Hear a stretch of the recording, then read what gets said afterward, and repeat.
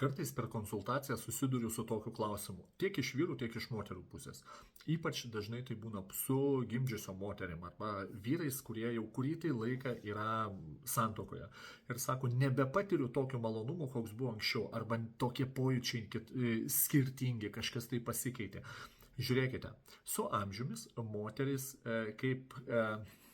negaliu panaudoti to žodžio susinešioja, tačiau moters organai kinta, būtent lytiniai organai kinta. Ir kodėl nepatirimas toks malonumas? Todėl, kad dėl tam tikrų fiziologinių priežasčių, ar tai gimdymo metu, ar dar kažkokių, ar nesigilinsiu, bet žinokit, kad tiesiog tamprumas ir elastingumas moterų lytinių organų praranda savo, pirminę būseną.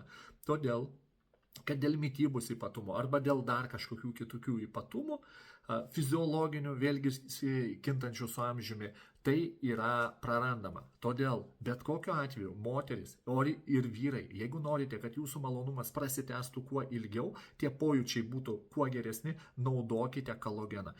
Duokite moterims, dovanokite vyrai kolageną, padėkite po eglute galų gale. Todėl kad tai yra baltymas, kuris padeda po gimdymo atsistatyti arba jau nuo amžiaus padeda vėlgi atgauti elastingumą, tamprumą lytiniams organams. Ir tuomet mūsų tas patiriamas malonumas bus gerokai didesnis. Aš visą laiką dovanoju savo moteriai, savo žmonai praktiškas dovanas, todėl pasinaudokite progą. Beje, kolagenas turi būti hidralizuotas, gilavandenių žuvų ir būtinai skystas, nes tai tik tai toks kolagenas yra pats geriausias. Be to, jeigu susidomėjai, parašyk man, aš parekomenduosiu gerą kolageną, arba tą tiksliau, kurį dovanoju savo žmonai, o aš dovanoju geriausią. Duosiu nuolaidą. Nuolaida 20% su mano rekomendacija įsigyti geriausiam rinkoje kolagenui. Taigi, nepasididžiuokit, nesigailėsite, be to mylėkit savo moteris, nesvarbu, jos gimdžiusios ar negimdžiusios, iš tikrųjų tai pajausite.